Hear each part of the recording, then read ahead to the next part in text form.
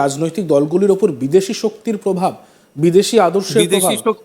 বিদেশি শক্তি এবং নিজেদেরও সমস্যা আছে। আপনার এই কথাটা একেবারে বারবার বললেও আবারও বলতে হবে বোঝার জন্য যে বিএনপির জন্ম বৃত্তান্ত হচ্ছে, আমি সংক্ষেপে বলি 1 মিনিটে। এরা ইয়াতে ক্যান্টনমেন্টে জিয়াউর রহমান যখন মার্শাল অ্যাডমিনিস্ট্রেটর প্রেসিডেন্ট, তখন সে ক্যান্টনমেন্টে ডিজিএফআই দিয়ে কিছু লোক পিক আপ করে এনে একটা রাজনৈতিক দল গঠন করলো। তো সেই রাজনৈতিক দলে আওয়ামী লীগের স্বাধীনতার পক্ষের কোনো লোক প্রথমে যায় নাই, পরে আস্তে আস্তে কিছু লোক, সবাই না, কিন্তু মেজর যে লোকগুলো বিএনপি করলো, যেমন আপনি দেখবেন যে ভাসানীর ন্যাপের ছিল, এক ভদ্রলোক ছিল, পরে জিয়াউর রহমান তাকে চিফ সিনিয়র মন্ত্রী বানাইছিল, প্রধানমন্ত্রী বানায়নি। তো হচ্ছে জাদু মিয়া ন্যাপ, চৈনিক ন্যাপের।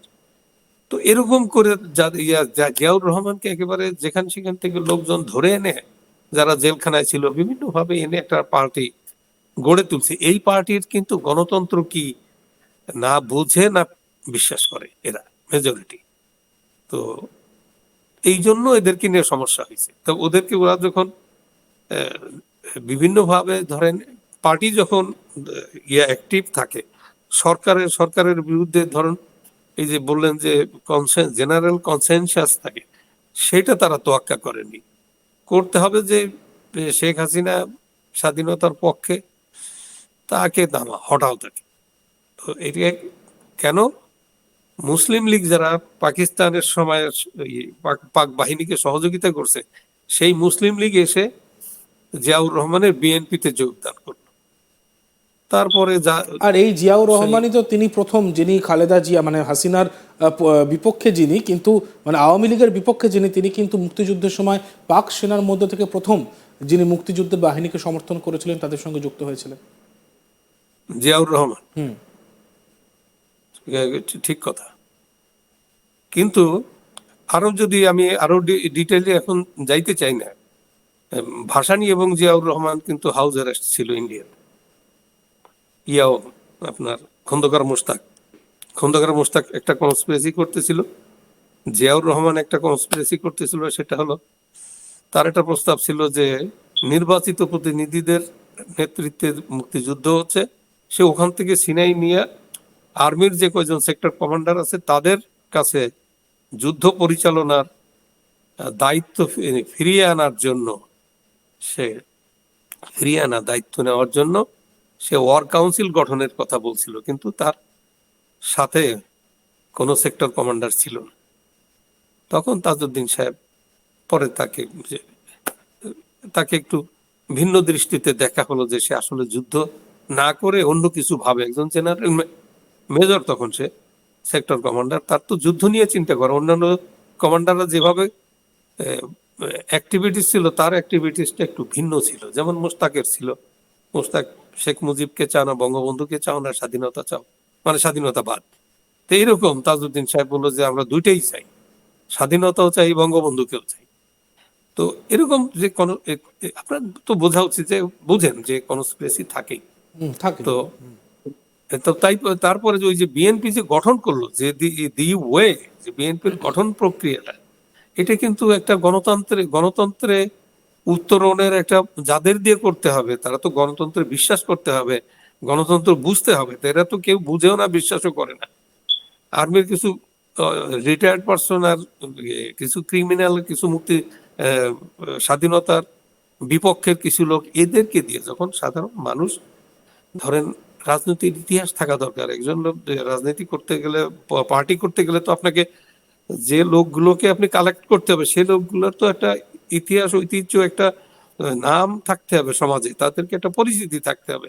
তা সে ধরনের কোনো লোক প্রথমে ছিল না। তারপরে প্রেসিডেন্ট হয়ে উনি অনেক লোক পিক আপ করছেন, শিক্ষিত লোকরে, অনেক প্রফেসর আনছেন ডেকে, অনেক এক্সপার্ট লোকজন নিয়ে আসছেন, ভালো ভালো লোকজন আসছে, কিন্তু কেউই কিন্তু গণতন্ত্রের জন্য না। তারা এই জিয়াউর রহমান আমাদেরকে ডেকেছেন, আমরা তাকে একটু সার্ভিস দিয়ে যাই। যেমন এসে বাড়ি এটি এবং ডিএম আব্বাস এটি, এক বাবার দুটি।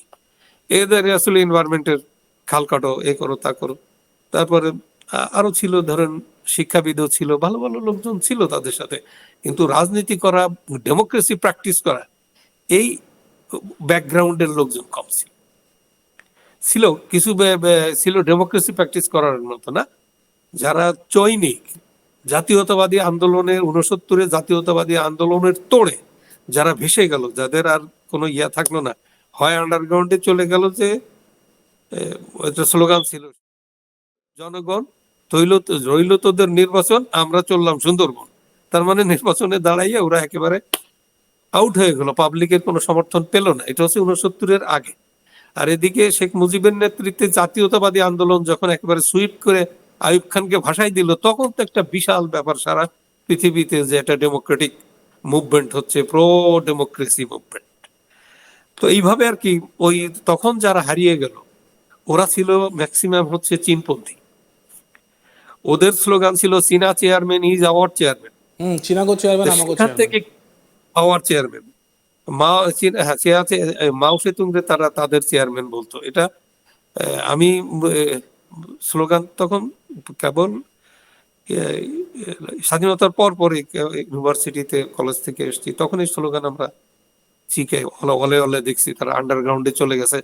সেখান থেকে কিছু লোক এনে, যেমন ওই এরকম তার ভিতরে ভালো লোকও ছিল, তা অধিকাংশ, যেমন আজকের ফখরুল ইসলাম আলমগীর, সে কিন্তু ওই ছাত্র লীগ বা ছাত্র ইউনিয়ন না, সে অন্য ইয়ার বেশ, শরীফ বাবু, এই প্রসঙ্গেই শেষ প্রশ্নে আপনার কাছে আসবো, সংক্ষিপ্ত একটি উত্তর নেব, যে বাংলাদেশ বারবার গণ অভ্যুত্থানের মুখ দেখে ক্ষমতা বদল করিয়েছে। এবারও হাসিনার ক্ষেত্রে ক্ষমতা বদল হলো গণ অভ্যুত্থানের পর, তার আগেও হয়েছে গণ অভ্যুত্থানের পর। তাহলে পরবর্তীকালে হাসিনা যদি ক্ষমতায় আসে বা আওয়ামী লীগ যদি ক্ষমতায় আসে, তখন একটা গণ অভ্যুত্থান, আবার আমাদেরকে বাংলাদেশে একটা গণ অভ্যুত্থান দেখতে হবে? সংক্ষিপ্ত একটা উত্তর নেব। আমার মনে হয় এনাফ ইজ এনাফ। এরপরে আর কোন শিক্ষা একটা জাতি, একটা নেতৃত্বের দরকার আছে আমি মনে করি না। এত বড় বিট্রেয়াল, এত বড় ঘটনার পরে এই দল যদি আবার আসে, তাকে খোল নচে পাল্টায় আসতে হবে। তাকে বুঝতে হবে যে আমার কোথায় সমস্যা ছিল, সেগুলো অ্যাড্রেস করতে হবে। তাকে সবকিছু একেবারে এত সহজ না যে বড় বড় প্রজেক্ট নিলাম, উন্নতি করলাম, তাতেই হয়ে যাবে না। গ্রামের মানুষের কাছে যাইতে হবে, তাদেরকে সবকিছু চেঞ্জ করতে হবে। তারা ধরেই নিছিল যে আমরা স্বাধীন করছি দেশ, তো আমরাই চালাবো, এই অ্যাটিটিউড শেখ হাসিনার এই অ্যাটিটিউড ছিল না। কিন্তু গ্রামে যারা বিভিন্ন ভাবে হাইব্রিড যে লোকগুলো নতুন ভাবে মানিমেক করার জন্য আওয়ামী লীগে ঢুকে পড়লো, তো সেই তাদের দিয়ে আপনার সমস্যা হয়েছে সমাজে মানুষের। ইভেন আওয়ামী লীগের ভিতরও আপনার ইয়া ছিল, রিসেন্টমেন্ট ছিল, ভয়াবহ রিসেন্টমেন্ট। তো যে এইভাবে তো চলা যায় না, সংগঠন তো, তো সংগঠনের ভিতরে ডেমোক্রেসি প্র্যাকটিস করতে হবে এখন। বেশ, অনেক ধন্যবাদ শরীফ বাবু আমাদের সঙ্গে যুক্ত হওয়ার জন্য। বাংলাদেশের এই পরিস্থিতির দিকে আমাদের নজর থাকবে। আরও একটি যে উল্লেখযোগ্য বিষয়, সেটি হলো আগামী দিনে বাংলাদেশের নির্বাচন কবে হতে পারে, মোহাম্মদ ইউনূস কবে নির্বাচন করাতে পারেন। কারণ বাংলাদেশে এখন যারা রয়েছেন তাদের মধ্যে বিএনপি আর জামাতের মধ্যে কিন্তু কথা কাটাকাটি, দ্বন্দ্ব প্রকাশ্যে চলে আসছে। আবার কি আওয়ামী লীগ ক্ষমতায় আসবে? আবার কি বাংলাদেশ একটা গণ অভ্যুত্থান দেখবে?